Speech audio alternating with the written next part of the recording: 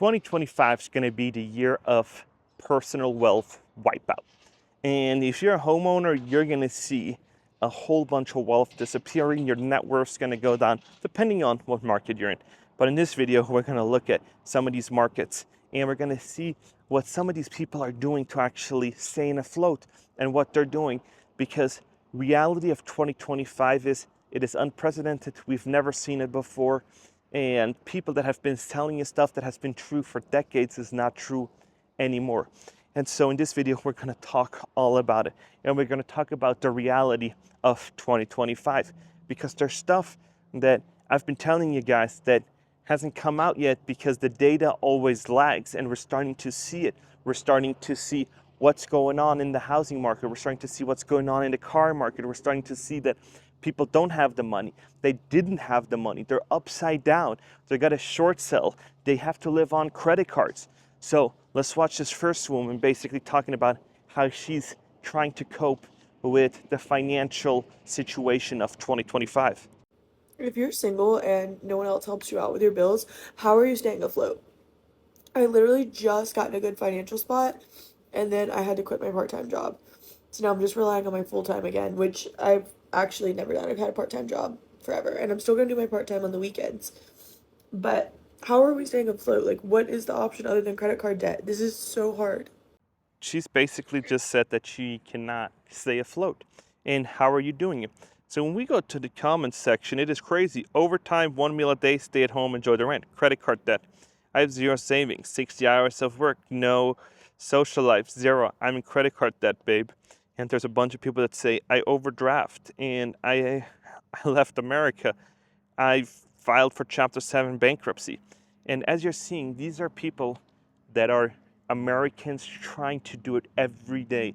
And I know you guys want to buy houses, you guys want to do stuff, and everybody keeps saying, it's an investment, and put as little money down as you can. The market will bail you out. Not true. When you're looking at Cape Coral, Florida, tops the list, 7.8% of homes underwater, followed by Lakeland, 4.4, San Antonio, 4.3, Austin, 4.2, Northport, 3.8, according to the exchange. So here we go. We're seeing that all these people owe more money than their house is worth. And where do we normally see this, that people owe more money than it's worth? You're right. It is car loans. As of Q4 2024, almost 40% of drivers who finance their vehicle carry negative equity. And when we're looking at the housing market, it is one of the key features of the housing market that insurance. And insurance is a huge factor for determining how much your house is going to be worth, because like it or not, everybody has a budget. Everybody has a certain amount that they can allocate towards insurance, that they can allocate towards repairs. And let's look at this person basically talking about how much her insurance went up. Homeowners pay some of the highest insurance premiums in the country. And Doreen Diego, who moved to Texas in 2019. We started at $1,200 a year. The next year, which would have been 2020, not much of an increase at all, very minimal. Moving to this Denton County neighborhood in 21. Her insurance premiums moved also. And I realized we went from $1,200 to $1,700. Still within reason. The next year we went to $2,700.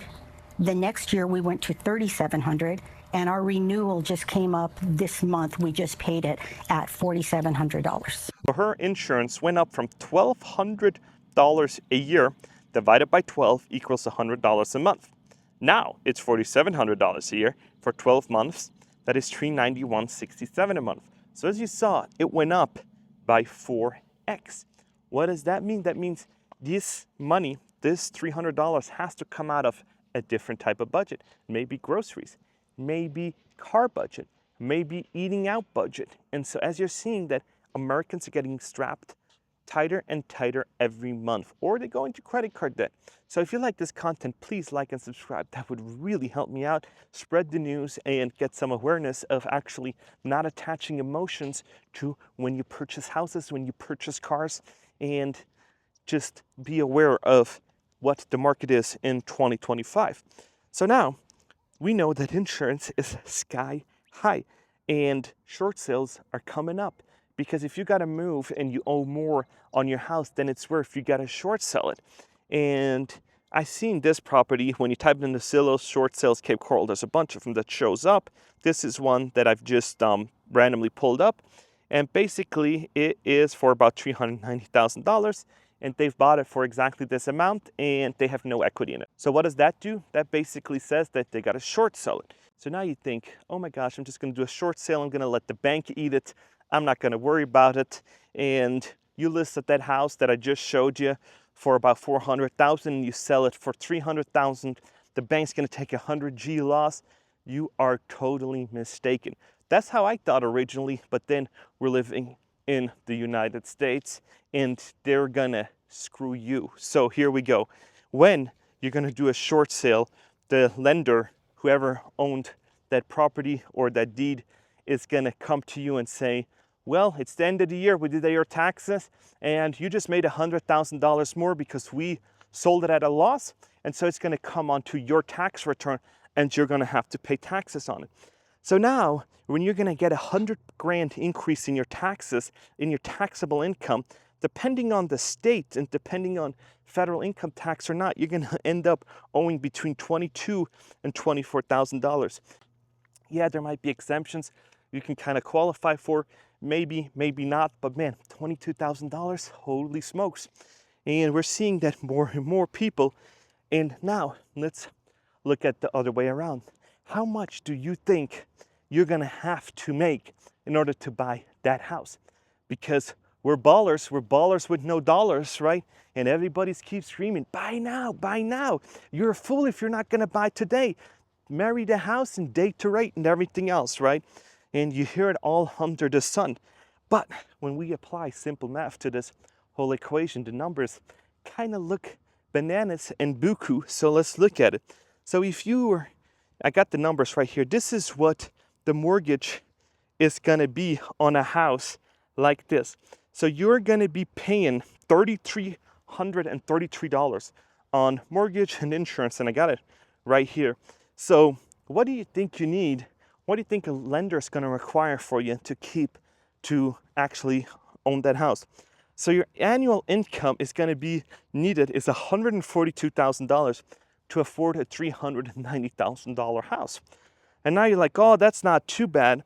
When you're looking at what percentage of income earners could actually qualify for this, and drum roll please, you have to be in the top 3 to 4% of that area to qualify for that house.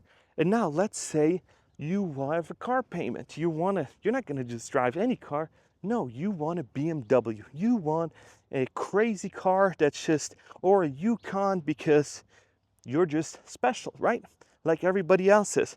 So if you have a car payment of $890, kind of average, you need to make $180,000 to comfortably qualify for this house.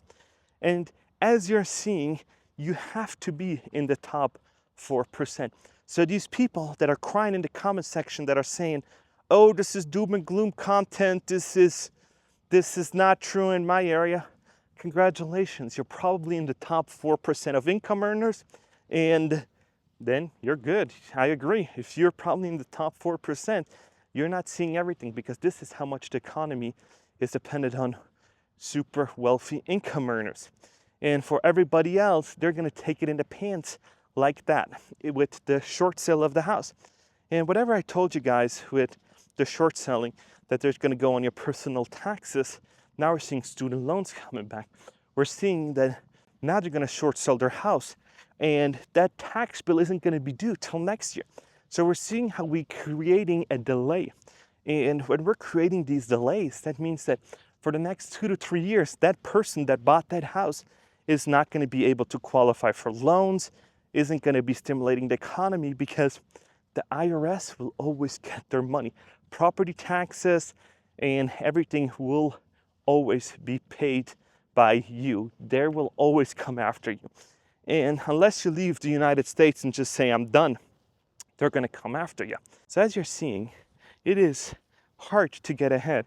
And when you jump in and you FOMO in and you attach emotions to buying houses because your realtor, your lender said it's a great time to buy, and then you made the decision to buy and it wasn't such a great time to buy, you are now it's now costing you. So now you're like, oh my gosh, I just short sold your house.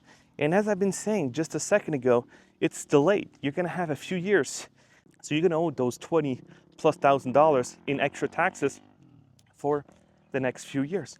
And what is that gonna do? That's gonna take it out of the economy. That's gonna take it out of small businesses that you would have went to or something else. And this is why you need to be looking at the numbers, consult, use AI to see if this is a good investment for your future. Because I bet you this person did not do that. He probably was around with a realtor and the realtor said, can you imagine your kids living in this bedroom? They're gonna have so much fun. Look at the big yard for your dog. They're already trying to sell you attach. So what the realtor is going to do is they're going to try to attach emotion to the property so you can then have an emotional purchase rather than a financial purchase, and say, you know, I'm not attached to any of it, because if you're going to get emotion attached to it, then you want it, and you're going to let reasoning and everything else kind of go out the picture or out the window, and you're just going to do emotional purchases. And that's what car sales try and do also. They're going to say, let you drive the car, take it home for a day, see if it fits the garage, show it to your wifey, show it to your spouse. And they're trying to make you attach, make that emotional attachment of having it. Show it to your neighbors so that your neighbor's going to be like, congratulations.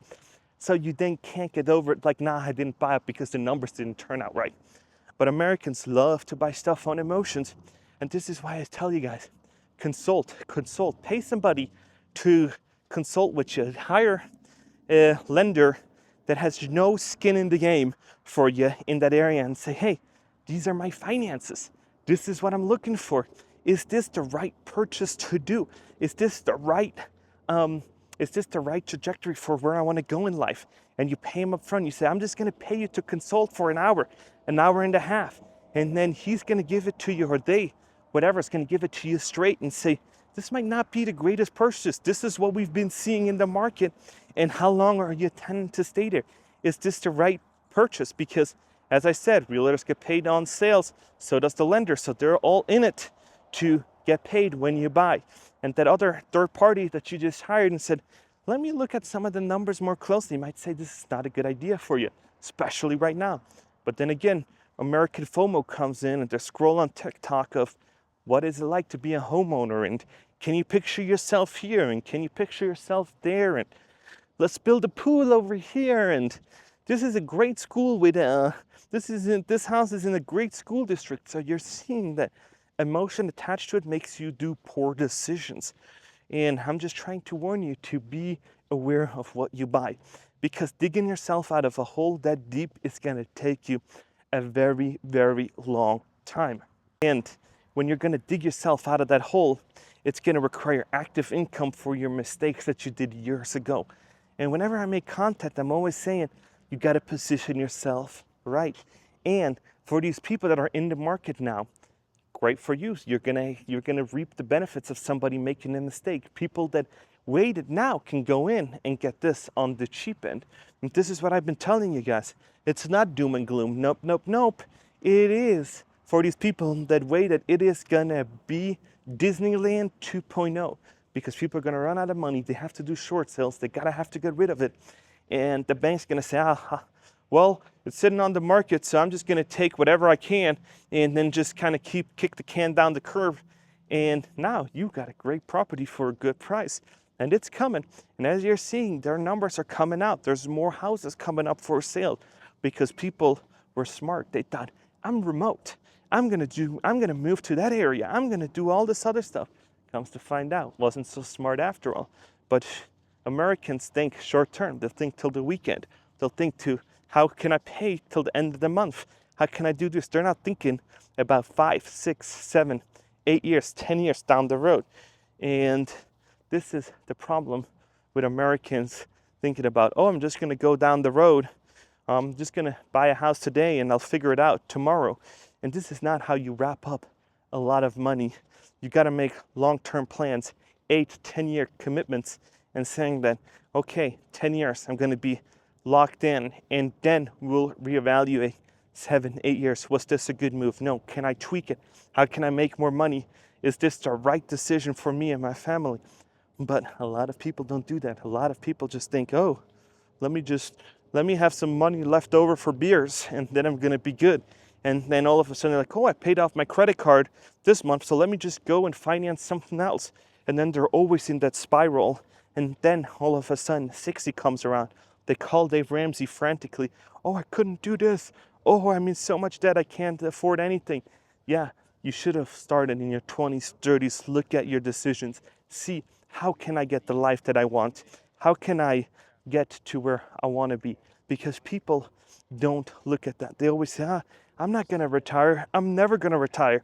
And then all of a sudden, retirement knocks at the door and they don't know what to do. And they're going to call and say, what am I going to do? I'm 70 years old or 6 years old and I have nothing saved. And to that I say, you should have watched my content way earlier. Used analysis, used AI. And I'm always telling you guys, AI is so powerful now. Type in your financial situation. Tell them, backwards engineer a plan for you. And say, this is where I want to be in the next 5 years. How do I get there? I'm thinking about short selling a house. What are my alternatives? This is my situation. I'm trying to go. I'm in debt. I gotta figure this thing out.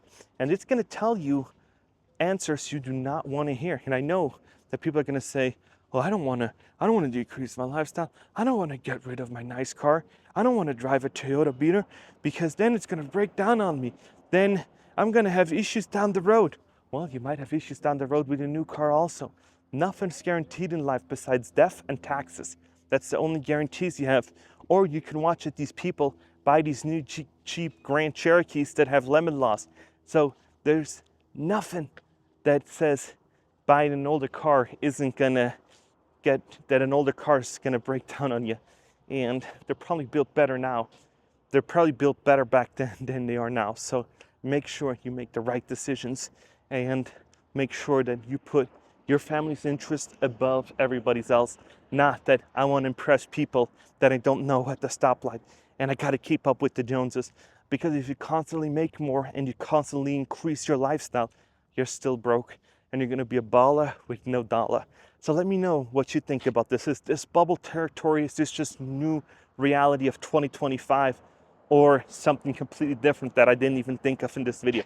So if you haven't and watch my content all the time, please like and subscribe. It really helps out the channel, helps to spread the message, and it will possibly prevent somebody from making this mistake. So share it with somebody that's in this situation. And I'll thank you, and I'll see you in the next one.